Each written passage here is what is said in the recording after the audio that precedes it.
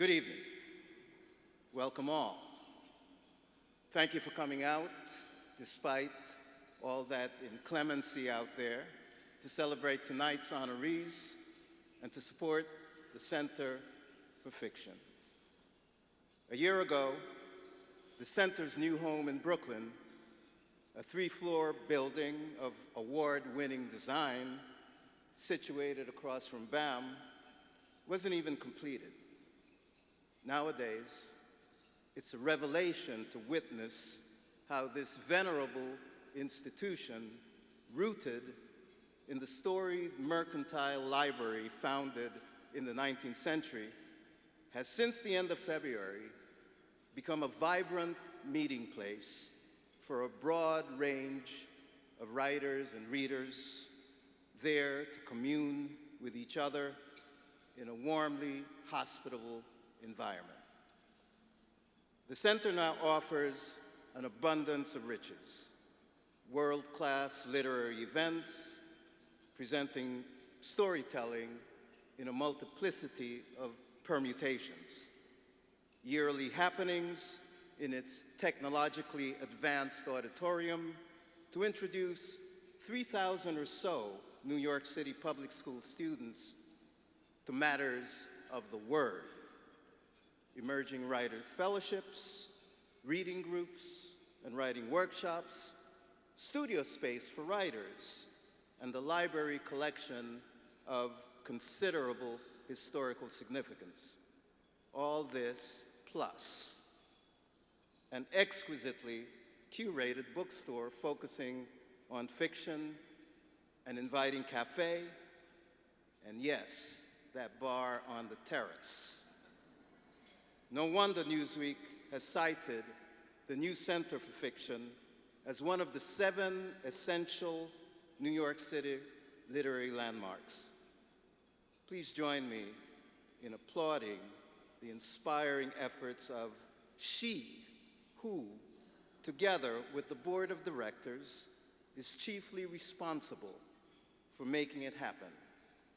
The Center's brilliant executive director, Noreen Tomasi.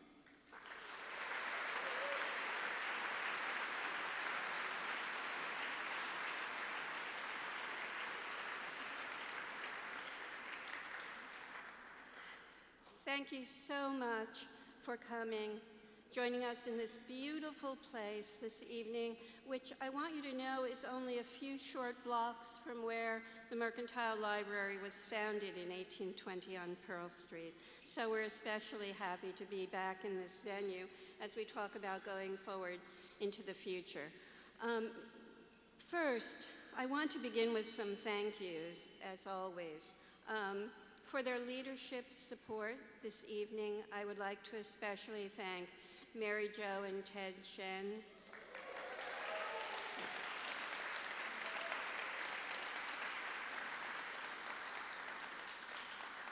Penguin Random House, Janklow and Nesbit,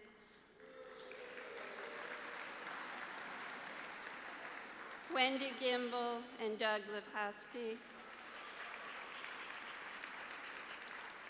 the Amazon Literary Partnership, and our steadfast anonymous donor who has supported the seating of emerging writers at this dinner for the 3rd year in a row. Thank you, Anonymous.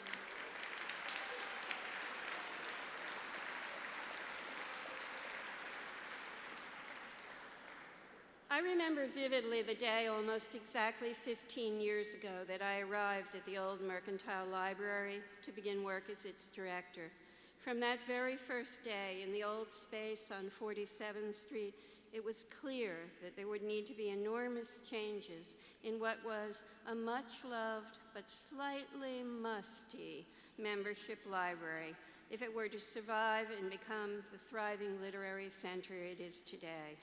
Our beautiful old building was in disrepair. Our membership, as was the case with so many New York cultural institutions at that time, was aging.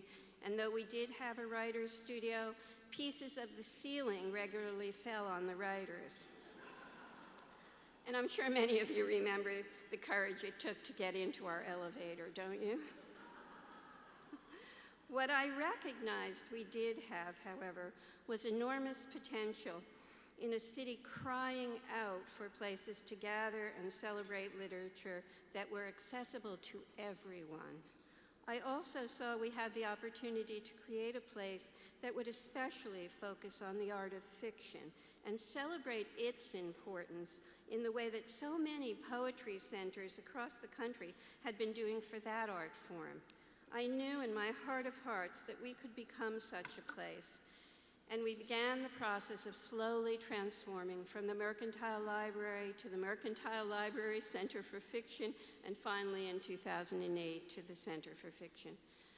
But I want to stress that the transformation has not just been about changing the name or building a shiny new home in Brooklyn. It has first and foremost been about defining and expanding the work we do to support the creation and appreciation of fiction in all its forms. Of course, we wanted to create a vibrant gathering place in a sometimes far too impersonal city. And yes, our building, it's new, it's gorgeous and welcoming, and we are very proud of it. But even more important is the fact that our Kids Read, Kids Write program now serves over 3,000 students in some of the city's most challenged school districts every year, that our Emerging Writer Fellowship program is thriving, and that we plan to double, then triple the number of early career writers we serve over the next 3 years, that our sales at our carefully curated bookstore have exceeded all our expectations. Our event series in our state-of-the-art auditorium with its beautiful screen is now one of the finest in the city. And every single day, the center is full to the brim with people of all ages and all backgrounds. All of this is what truly makes the Center for Fiction a dream come true. I want to thank all the board members who have stuck with us through thick and thin to accomplish this, and all of our wonderful new board members who I know are as excited about the future as I am. I want also to thank all the amazing writers, so many of you seated here tonight, that are as thrilled as I am about our new home. And of course, from the bottom of my heart, I want to thank all of the center's extraordinary staff, with very special thanks tonight to the extraordinary Linda Morgan and her colleague Iris Mann.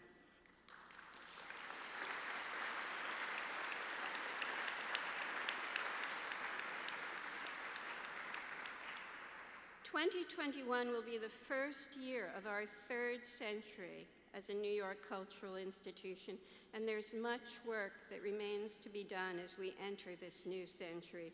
More dreams to dream and goals to aim for, and I hope all of you will join me as we work together over the next couple years to secure the next 200 years. Thank you all for your support, and enjoy your dinner in this wonderful evening. Thank you.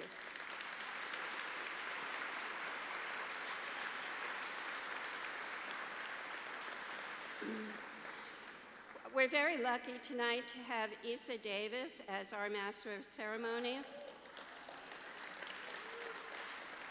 For those of you who know her work, Eisa is a performer, composer, and writer working on stage and screen, a Herb Alpert Award recipient, a Cave Canem Fellow, an Obie Award winner for sustained excellence in performance, a finalist for the Pulitzer Prize in Drama for her play Bulrushes, who wrote and starred in the stage memoir Angela's Mixtape.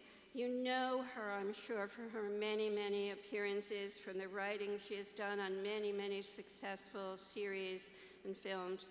And I know that you will immediately recognize her and give her a very, very hearty welcome. We're so thrilled that she has agreed to do this evening. Eisa?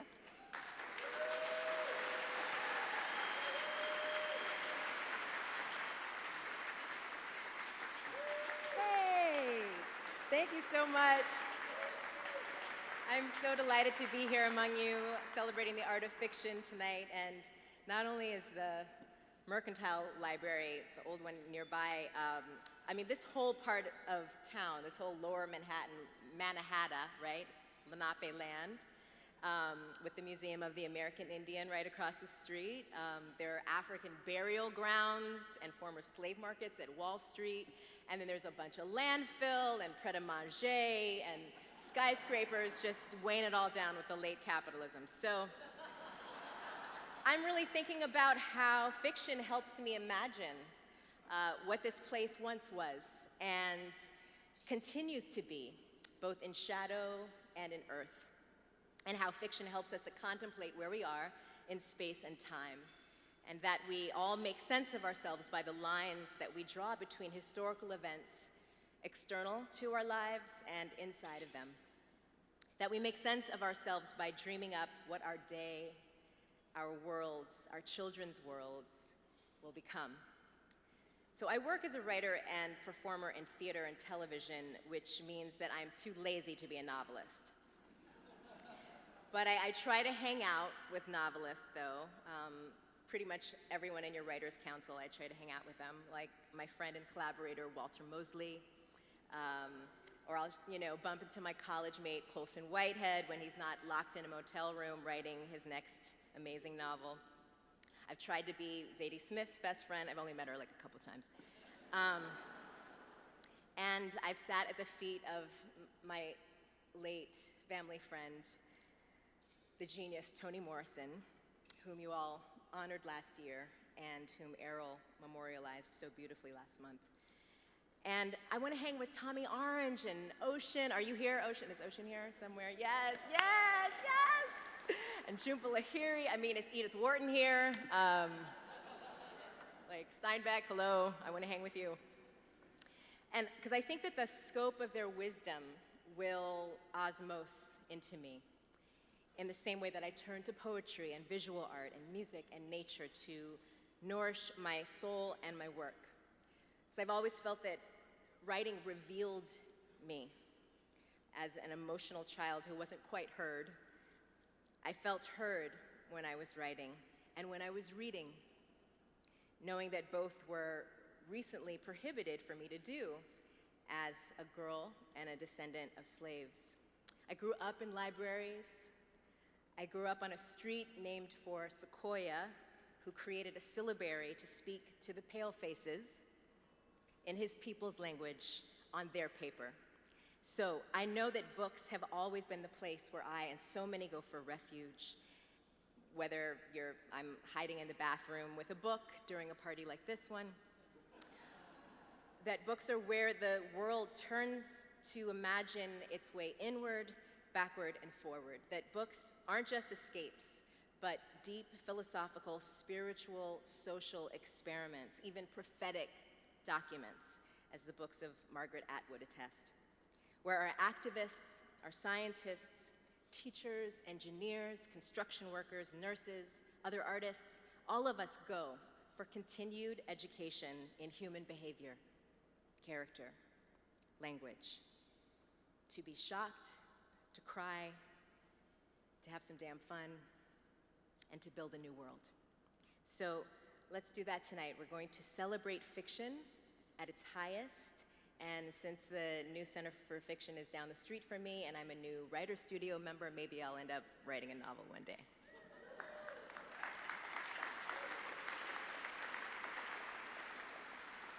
So we're going to start with the presentation of the Maxwell E. Perkins Award. And this award honors an editor, publisher, or agent who, over the course of his or her career, has discovered, nurtured, and championed writers of fiction in the United States. Presenting the award to this year's recipient is the author of 6 works of fiction, including the bestseller The Confessions of Max Tivoli, as well as last year's Pulitzer Prize for Fiction, Less, Andrew Sean Greer. Andrew, come on up.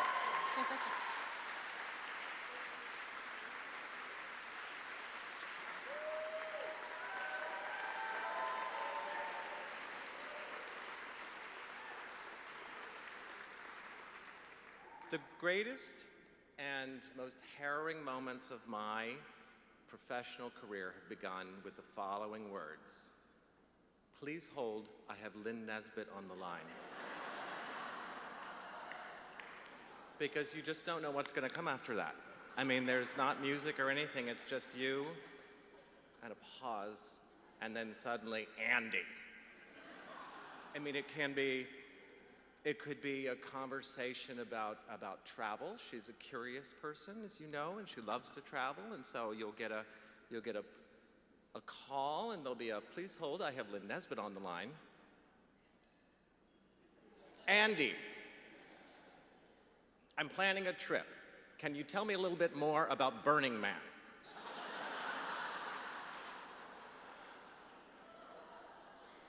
Or it could be bad news.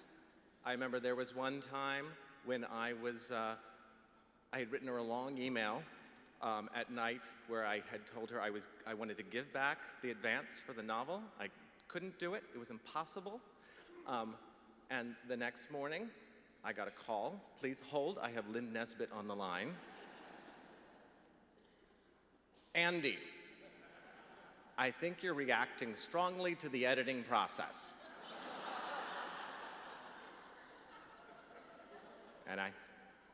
And I did it, didn't I, Frances? It could be good news. It could be after I won the Pulitzer Prize. I was in New York, and I got a call. Please hold, I have Lynn Nesbit on the line. Andy, come right over. I have a bottle of champagne and a tin of caviar, and I want to sit here and watch you sit and eat every bit of it. And I did, didn't I, Lynn? Or it could be one of those conversations where I'm so glad that I have Google, because I realize the breadth of her knowledge and friendship, and she starts off, please hold, I have Lynn Nesbit on the line. Andy, I just met some of your biggest fans. It's Christian, you must know him. He works at the Lincoln Center, and I'm like, Lincoln Center, Christian, you know, and his husband, Rodolfo, he did the interiors, the Van Goghens, and I'm like, the interiors, I'm searching. Anyway, you should give them a call, and you should bring them to Burning Man with you. But whatever the call is, during that pause, you're terrified about what's going to be, but you know it's going to be filled with honesty and loyalty and perseverance, and I'll just say it with love. Because what else do you call someone who believes in you despite all evidence to the contrary? Fox News. No.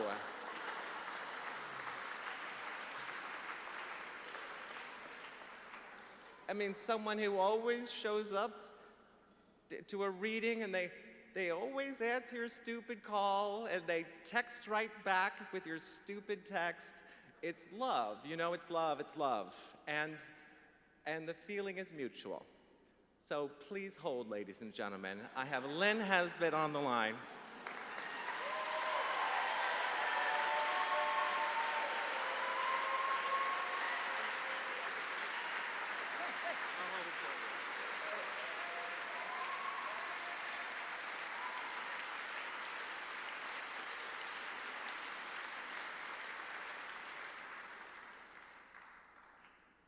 Thank you so much. Well, Mies van der Rohe is credited with coining the aphorism, less is more. This phrase was electrified for me when I read Andy's novel, Less. So yes, less is more, and in the spirit of this, I will try to keep my remarks succinct. First, I very much want to thank the Center for Fiction for selecting me as one of the honorees tonight.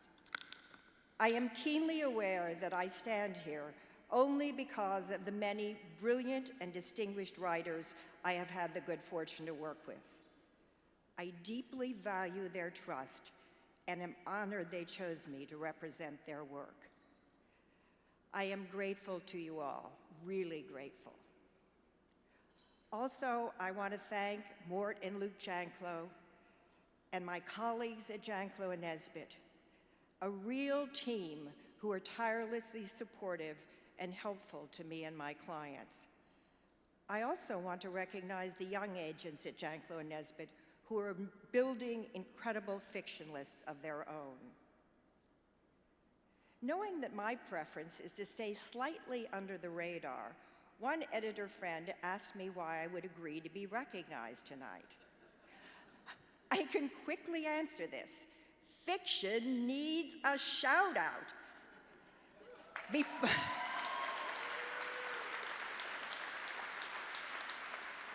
Before it becomes an endangered species.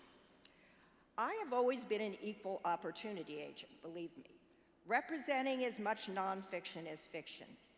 But you writers of nonfiction, tough as you think it may be to sell books, have identifiable subjects which are more easily talked about and marketed. We are now living in a reality TV world with a reality TV president, a world rife with scandals, political, sexual, and financial, which keep us glued to the news in whatever silo we watch or read. And of course, there are compelling podcasts and social media which siphon off so much of our time. There is so much noise out there that unless a work of fiction enjoys a streaming or film success, receives an influential book club selection, wins a major prize, it is difficult to get attention. Even excellent major reviews don't seem to move the needle as much as we would like. What can we do to reclaim the audience for fiction? True works of the imagination that do not easily fall into popular genres. How often do we all hear the statement, "I don't really have time to read fiction"? This remark is often made by educated people who excuse themselves by saying they read 2 or 3 daily newspapers, a couple of magazines, and a current relevant book of nonfiction. A counter to this statement might be Camus' brilliant line, "Fiction is the lie through which we tell the truth." Another terrific response might be John Cheever's remark, "Fiction is art, and art is the triumph over chaos. To celebrate a world that lies spread out around us like a bewildering and stupendous dream." We are living in a deeply disorienting time, adrift, trying to figure out the world and our place in it. We seem to be losing our grip on common cultural and ethical values. There is an urgent need to understand and inhabit the world of the other. Fiction can help us do that by indirection as much as by direction. New ways of perceiving and understanding can open new spaces in our feverish brains. We can enjoy nuanced, imaginary conversations with the characters we encounter in fiction. In October, Zadie Smith wrote a thoughtful and brilliant essay in the New York Review titled "Fascinated to Presume, a Defense of Fiction," which is partly a defense of what I might call the universal imagination. Let me read you one passage. "Our social and personal lives are a process of continual fictionalization. As we internalize the other we are not, dramatize them, imagine them, speak for them and through them. The accuracy of this fictionalization is never guaranteed, but without an ability to at least guess at what others might be thinking, we could have no social lives at all. One of the things fiction did is to make this process explicit, visible. All storytelling is the invitation to enter a parallel space, a hypothetical arena in which you have imagined access to whatever is not you." I love this line. All storytelling is the invitation to enter a parallel space, a hypothetical arena in which you have imagined access to whatever is not you. Growing up in a small town in Illinois, roller skating to the library each Saturday, I was excited to discover in novels that imagined access to other lives, so different from mine. Reading novels made me eager to travel, just as Andy said, and meet and get to know as many people as I could of every race and ethnicity, leading lives far different from mine. Fiction fosters curiosity and helps us think beyond our own limited selves. In this age of deep social division, we need to see and appreciate the other with less judgment and more willingness to listen. Perhaps in publishing, we should invent our own version of Jane Fonda's Fire Drill Friday, which has gained so much attention for the fight against global warming. One day each week, we might champion a new book of stories or a novel. This would not even entail having to go to jail, I don't think. It's important not to get discouraged, but to keep looking ahead, trying to come up with new ways to sell books and attract readers. As I often write and tell my writers, onward and upward. All of us here support all good writing, but tonight, let's have a shout out for fiction. Thank you. I now have the pleasure of introducing you to Monique Truong, who will present the Center for Fiction's first novel prize. Monique is the author of 3 novels herself, The Book of Salt, Bitter in the Mouth, and most recently, The Sweetest Fruits. Her awards and honors include Guggenheim Fellowship, the Penn Robert Bingham Fellowship, the New York Public Library Young Lions Award, the Asian American Literary Award, and the American Academy of the Arts and Letters Rosenthal Family Foundation Award. She is currently at work on a libretto for the composer Joan LaBarbera. Monique Truong.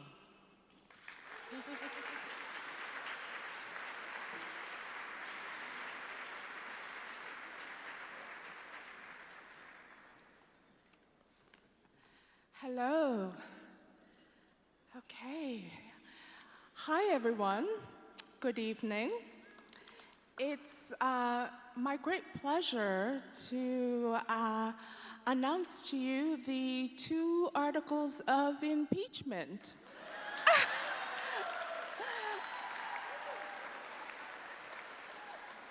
Oh, wrong event.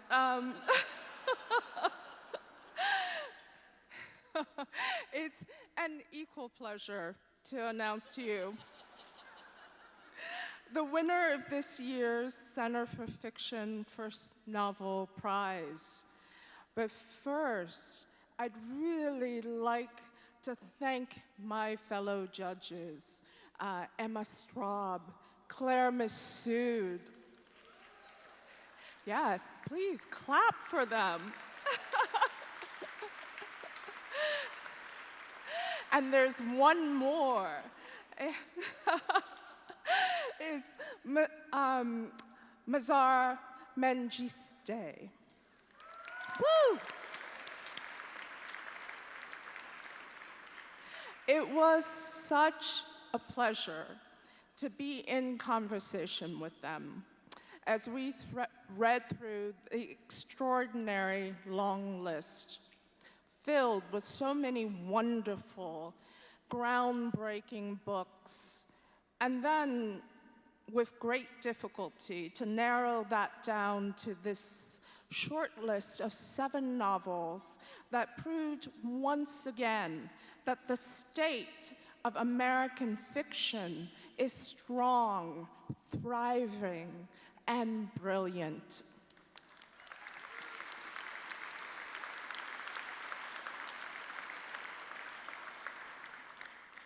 Every one of these books deserves our attention, and happily, they made the task of choosing a winner almost impossible for us judges. The short-listed novels are The Unpassing by Jia Lynn, Farrar, Straus, and Giroux.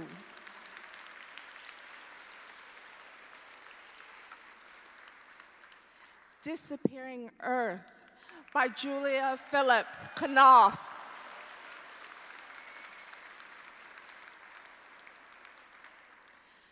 Bangkok Wakes to Rain by Pichaya Sudbantad, Riverhead.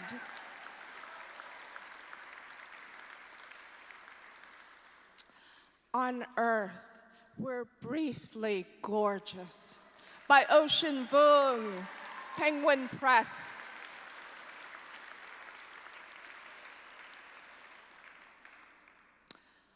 Fall Back Down When I Die by Joe Wilkins, Little Brown and Company.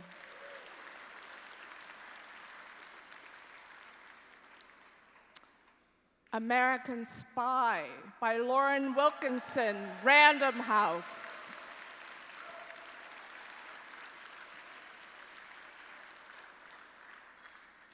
In West Mills by Deshaun Charles Winslow, Bloomsbury.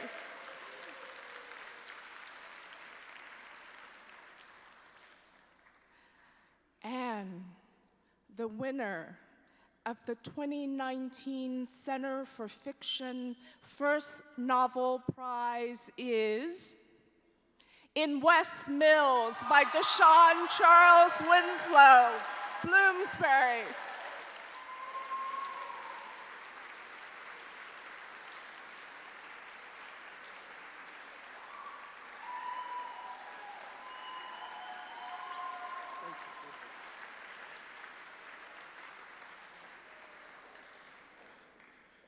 Good evening. My mother, if she were here right now, I didn't tell her about this event because she would have showed up with a busload of people from my hometown. But if she were here, she would be crying, and I'm trying to hold back, and I make fun of her for crying about everything. So first, I would like to thank the Center of Fiction for recognizing us. All of us who were nominated for this award. And I'd like to thank Ms. Nesbit, her speech now was just talking about how fiction is, well, I hate to say it, it's under attack, you know. And so I'm glad that there is a place and an organization that is here to keep us alive, keep fiction alive. Thank you.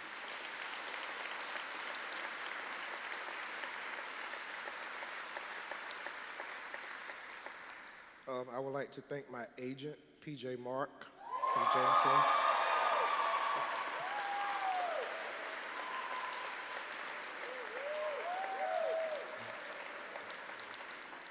A lot of agents told me no. And he said yes. And I asked my friends, I said, something must be wrong with him. So many people said no. And I want to thank him for introducing me and my work to Lisa Mayer at Bloomsbury.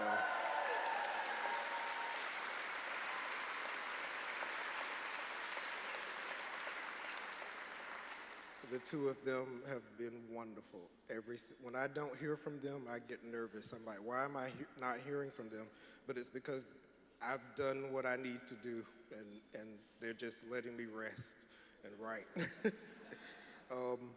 And finally, I would like to thank my family, and especially my mother and my aunts, for submerging me from a very young age in oral tradition. I didn't grow up reading books. They didn't read books. They told me stories. And it was because of them that this book exists. Them, my aunts, my grandmother, great aunts and babysitters. Those were how I learned about our past and our, you know. And so I'm really grateful to them. And now I wish I had invited my mom.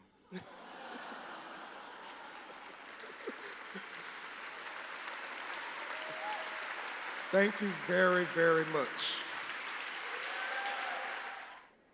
Hello. I'm sorry there was a slight pause. I wanted to run over there and give Deshaun a big hug, but I didn't quite make it. Deshaun.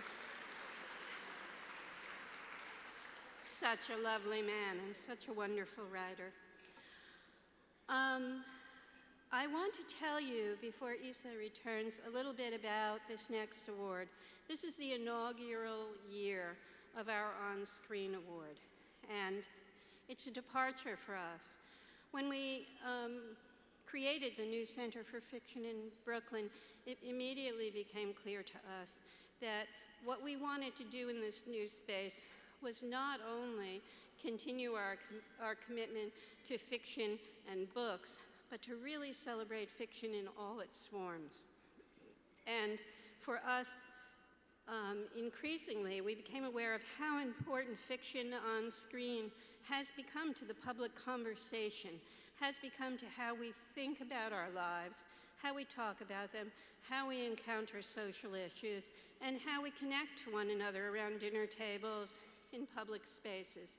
So we wanted to honor that, and we could think of no better way than to inaugurate an on-screen award, which would really celebrate the importance of fiction on screens, both large and small. So I hope you'll be very, very happy to hear from Eisa and to hear from our awardees this evening, who she will introduce for this inaugural award. Thank you.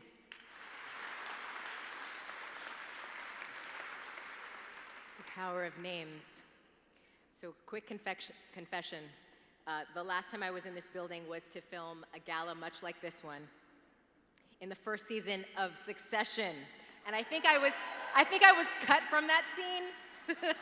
So it's nice to be here again to relive the trauma tonight. But the woman that I'm about to introduce was not cut from her scenes. Instead, she encouraged you to murder in a very sweet and loving way. You know her as Aunt Lydia. This actress won the Primetime Emmy Award for Outstanding Supporting Actress in a Drama Series. She is also a leading narrator for the audiobook of Margaret Atwood's sequel to The Handmaid's Tale, The Testaments, which is also to become a Hulu series. Ladies, gentlemen, and the rest of us, please welcome the extraordinarily talented Ann Dowd.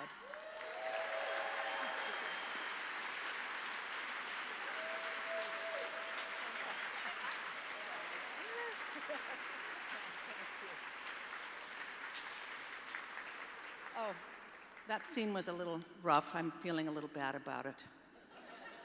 But I'm going to get over it right away. There are a few questions that I'm often asked about Lydia.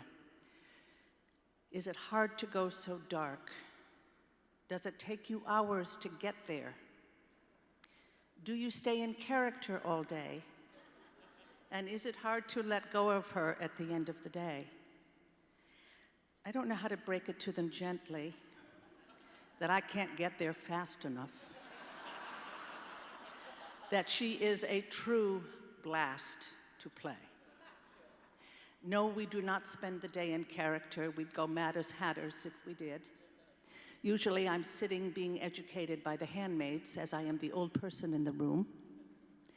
And at the end of the day, we are so tired from filming that the character very nicely says, "Good night, I will see you tomorrow, no worries."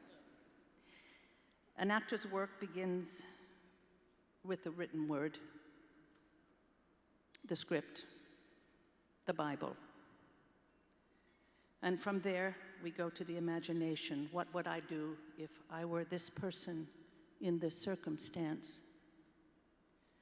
And the reason all of us privileged enough to be in The Handmaid's Tale can jump in without looking back is because it is a brilliant work of fiction.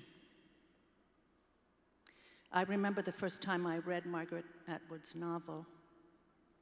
I was one page in, and that beautiful, peaceful feeling came over me, as it does when you read stunning fiction. That feeling that you have found your new best friend, and she will sustain you. The second thing that I did was gather my children, and I said, "Do not knock on this door unless your hair's on fire." I'm reading a Margaret Atwood novel. I remember the first time I read Bruce Miller's script, the adaptation of Margaret's work. I was in North Carolina working, and I happened to be riding my bike, don't dwell.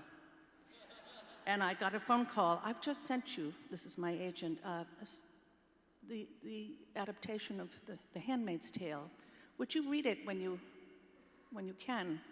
I pulled over immediately and sat on a park bench, 110 degrees, and I never looked up from that script. So well did Bruce understand Margaret Atwood and what she was doing. I called and said, just as fast as you possibly can, say yes. Craig Erwich, I don't know you very well. Craig is the Senior Vice President at Hulu of Originals. How's that? Not too bad. And he saw that Margaret is a visionary and that this needed to be seen, not just read. He greenlit the series and then he looked after it. I love it when people do that. This needs to be done and we're going to do it. So let's get busy. I remember the first time I met Margaret. We were filming the pilot in Toronto, and Margaret was to be in the scene playing an aunt. I was terrified because Lydia had quite a lot to say. And I thought to myself, this could go badly. Of course, Canada, as they well should, claims Margaret as their treasure, and when she arrived at the set, it was as though the seas parted, and people were very, very respectful, and so glad to see her, and so gracious in their welcoming. And Margaret, being the humble, gorgeous soul that she is, made us all feel at home. I hid in a corner with the rest of the Americans. I thought, I'm not coming anywhere near her. I can't do it. My impulse, which she would hate, is to, bow when I see her. But I don't do it, because I know what would happen. We did the scene, and Margaret, as an aunt, was supposed to slap Offred. Do you remember, Margaret? She gave her a little tap. I wanted to say, read The Handmaid's Tale, honey. That's not going to happen. And so Elizabeth said, Elizabeth Moss, you can really hit me, don't worry about it. So of course she wound up in, no, she didn't. I loved the scene, it was beautifully written, and afterwards I got up the nerve to look at Margaret, and she smiled gently and nodded. And life began again for this actor, let me tell you. Extraordinary human beings. Did Bruce leave? No. The other thing about Bruce I meant to say, gentle, kind, lovely man, which is very important on a set where you're putting it out there. I meant to say that. It is my great pleasure to introduce these three extraordinary human beings. You coming up?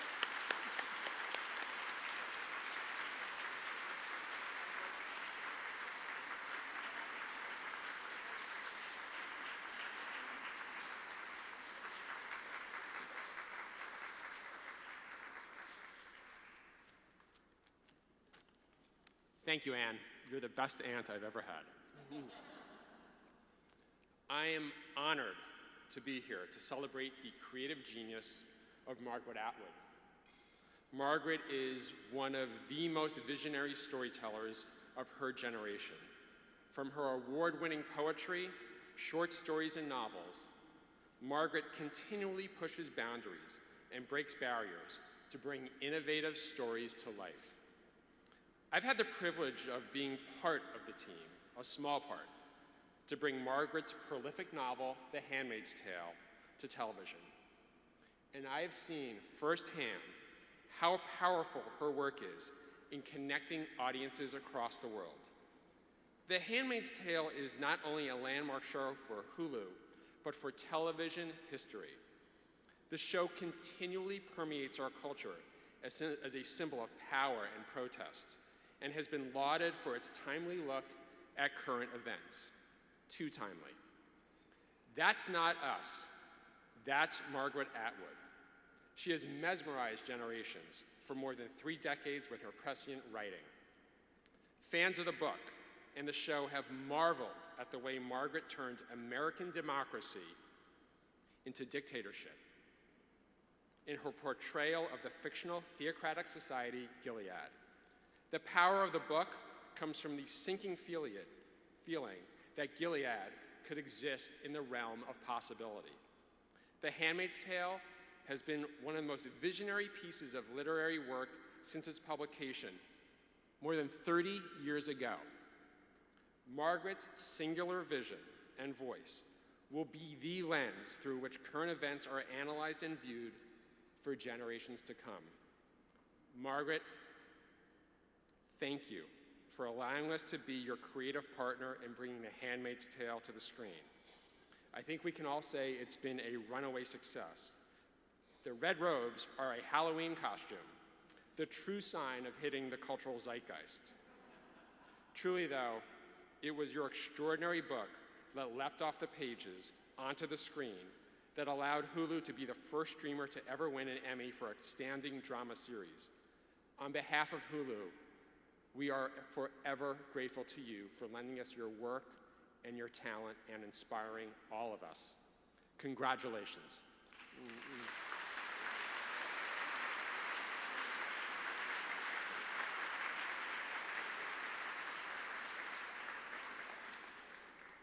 Hi, I'm Bruce. I am honored to be here. I've been lucky enough over the last few years to be honored to be on a few stages with Margaret. And it's always remarkable. I read this book when I was in a new fiction class in college, which tells you how long ago I was in college. And it stuck with me for 32 years, and usually you don't get a chance to work on those kind of projects. Usually you work on the projects that come along and pay the bills. So Margaret has given me a gift that is beyond the television show. She's changed my life. So thank you for that. Thank you to the Center of Fiction for recognizing The Handmaid's Tale and inviting a lowly TV writer to come and sully your event. On behalf of the writers and the cast and the crew of The Handmaid's Tale, thank you for including us in this. And even more so because I've been told so many times that both novels and TV were completely doomed and dead and ready to be extinct. Because my 15-year-old daughter watches TikTok and Vine. She doesn't watch Vines anymore, but TikTok. And they would never have the patience for long works of fiction or drama of any kind. But here we are. It's a 32-year-old book and a 50-year-old writer and a brand new network. And it's one of 350 scripted series being made, watched, and binged this year on TV. So as the previous speaker said, fiction is strong and thriving, and in part because of that, television is strong and thriving. You inspire us. This award spotlights collaboration. It's very easy to talk about, but it's very hard to do. And my two collaborators, Margaret and Craig, have approached this in the most amazing and respectful way. They've approached our collaboration with respect and patience and encouragement and good humor, and befitting Gilead, an awful lot of faith. So it's an honor to be here tonight, and it's an honor to introduce you to the great Canadian national treasure who's on loan to us tonight, Margaret Atwood.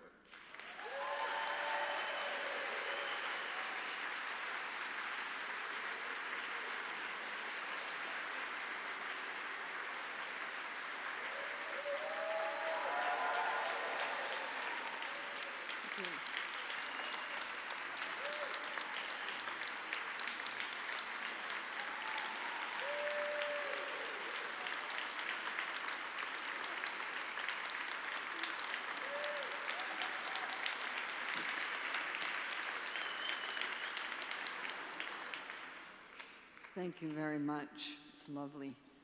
And what a room to be doing this in. It's wonderful to be here tonight for the amazing Center for Fiction and to be accepting this new award along with the excellent Bruce Miller and that dedicated Roll the Dicer Hulu. You rolled it. However, I do feel a bit spurious as the third wheel on this bicycle.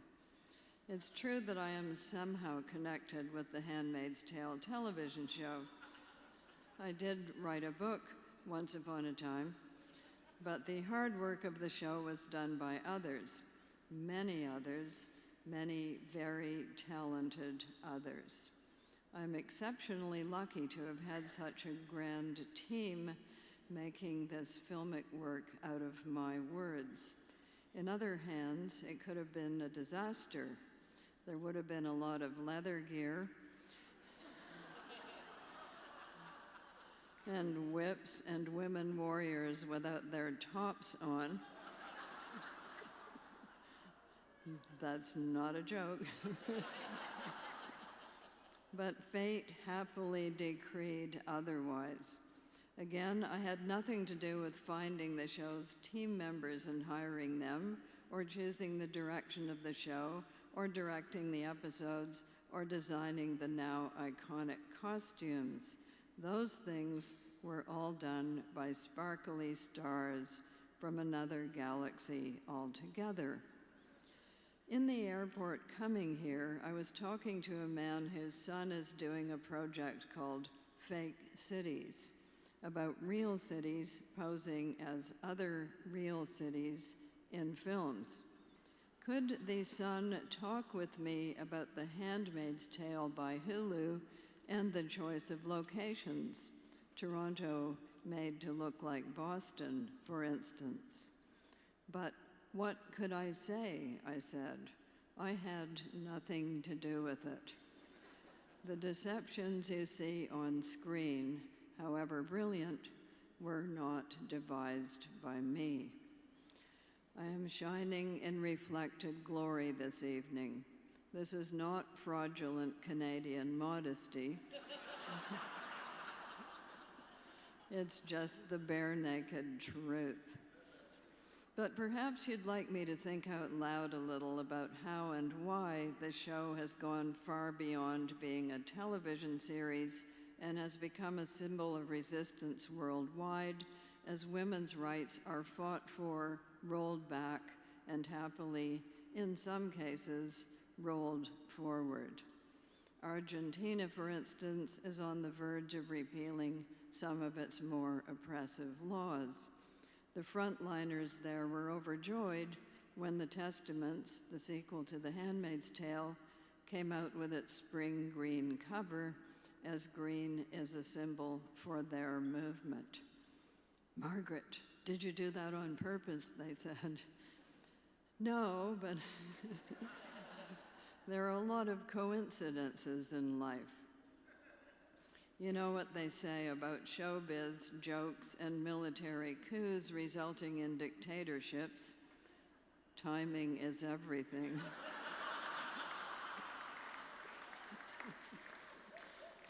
Or perhaps the times are everything, and we live in curious times. Who would have thought back in 1985, when The Handmaid's Tale novel was first published, that it would be so close to the mark 35 years later, not only in various countries around the world, but right here in the United States. Elizabeth Marshall Thomas once said, "What do dogs want? Dogs want other dogs." Similarly, dictators and would-be dictators want other dictators.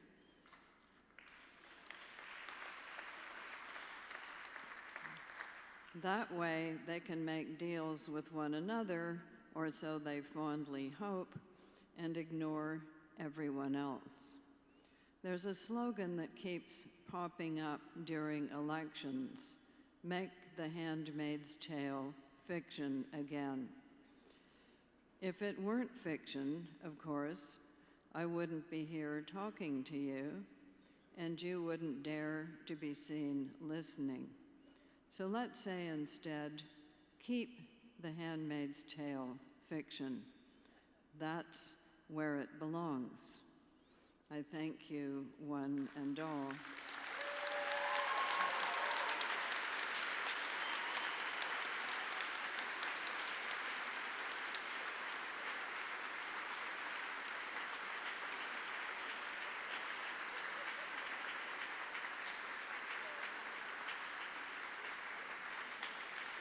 So I don't know if you all know this, but last month, Margaret celebrated her 80th birthday.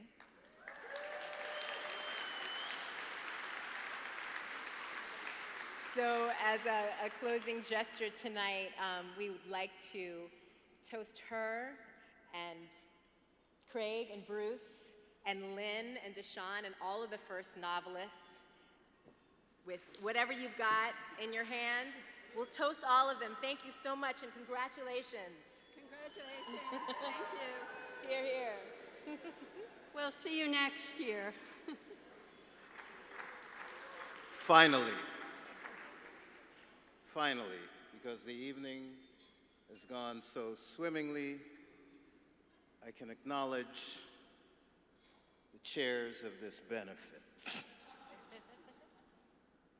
André Aciman,